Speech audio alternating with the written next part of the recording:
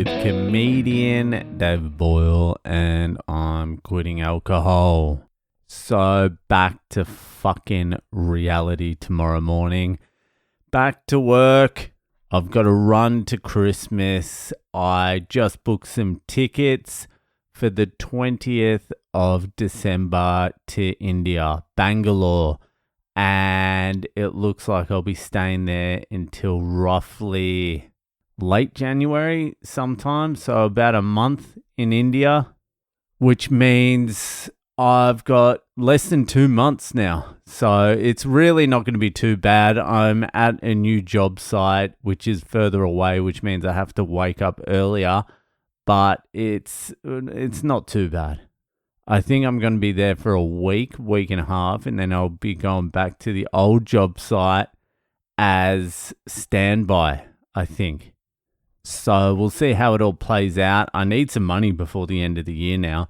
I need some big bucks, which I'm not too sure I'm going to be getting. Apparently, they've cut the hours from 12 hours a day, which is where you earn all the money. You got to be doing overtime. You got to be doing 12 hours a day to earn money at this job. And they've cut the hours to 9.5. But one of the guys said they were out at 3, signed off at 5 the other day. I don't know if that's going to be a continual thing, but I can live with those conditions. I'm not too sure what's going to be happening if I go back to the other site. I spoke to the boss fucking today. He's like, we'll have you over at this site for a week and a half or something. We need to do a big push out there, and then we'll get you as the crew out at the other job site, the one that I've been working at for the last 5 months. We're just negotiating the terms of having the 2 guys there, me and someone else, and we're just trying to get you the hours because there's no fucking point going out there for 8 hours a day or fucking whatever. I mean, I could have a life if I did that, but it's not about having a life at this stage. It's about getting money, getting these fucking things paid off, getting enough money to make it from Christmas to the start of February and still being able to pay off the shit. That would be nice. So I do need to be working hours, but Bitcoin's been going up and the mining stocks have been going up. So that's been nice. Bitcoin hasn't had a big pump yet. It's still knocking around the 70,000 mark, but she's going to rip at some point. It's inevitable. And when she rips, hold on to your fucking horses.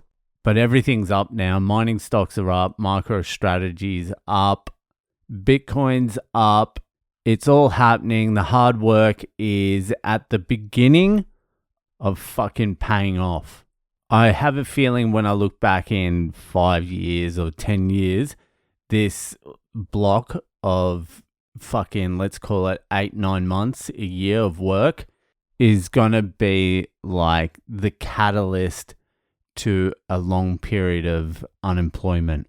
Fortunes will be made this cycle. That's what I'm saying. Depending on your definition of fortune. I think I have a pretty low bar for fortune. It used to be for me like the only thing I really needed was to feed myself and have enough money to maybe like travel a little bit and take some drugs and drink, which you didn't really need that much money for, although you can burn through it on drugs and alcohol pretty quickly. But now I've got a family, you sort of think about them a little bit, and it does cost money to have a family. The jiu-jitsus, the soccers, all the sporting shit, all the stuff you want to put them in so they learn and they have something to do costs money. That's what I mean. Like poor people, like legit poor people, I don't know how they get by anymore. I've been saying it for years. They used to be able to just go to a YMCA or a fucking local boxing joint and be able to learn boxing by like a local cop or something like that. They could get off the streets and learn boxing. Now you've got to pay like $90 a week for some fit-sized boxer, and the class is like 80 to 90 kids in there, and they get about 1 minute of attention each. So poor kids can't do that. They can't even fight now because you need jujitsu, you need some MMA, you need some kickboxing, you need some boxing. You need to be an all-round fighter, which costs about $1,000 a week. To be like a good street fighter now, you're looking at $1,000 a week.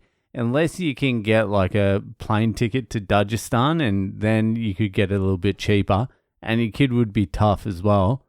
But fucking everything else is expensive. Not to mention soccer, like fucking registrations for all that shit is expensive. After school cares, child cares. There's a lot going on. And then like since I started working, I'm like, oh, maybe if I just stay working, we can put the kids through private school. So that's a little bit more money. The Bitcoin and that would have to go up quite a lot for us to put kids through private school. And then I just looked at the fees for the private school, just the closest one to us. It's not even a great one. It's probably top 10 in Sydney or something. Just. And I looked at the fucking fees. $40,000 a year per child. $40,000 for not even like a top tenner. Unfucking believable. So I was just like, all right, fucking, that's off the cards. Kids are back into public school. But I was reading a book, another Murray Rothbard book while I was overseas. It was called Education, Free and Compulsory. Basically shitting on the education system. And he said the only way to have an extraordinary student, the only way to really make gains is one-on-one tutoring. This mass classroom teaching, they eventually just cater to the lowest common denominator. So it just gets dumber and dumber over time. And I can see that at my kids' school. They're doing like finger painting. He's in grade 3. They're doing like finger painting. And then my wife brings him home and teaches him some math. And he's doing algebra. Because if you just spend some time with them and teach them some shit, they're pretty clever kids. They'll pick it up. Unless your kid's retarded, then just fucking buy him a waterproofing gun, get him some high-vis and send him out with a Le Boyle. I'll show him the ropes. I'll show him his future. Anyway, fucking that'll do it. I got to get to sleep so I can get to work. So that'll do it for tonight, and I'll see you the fuck later.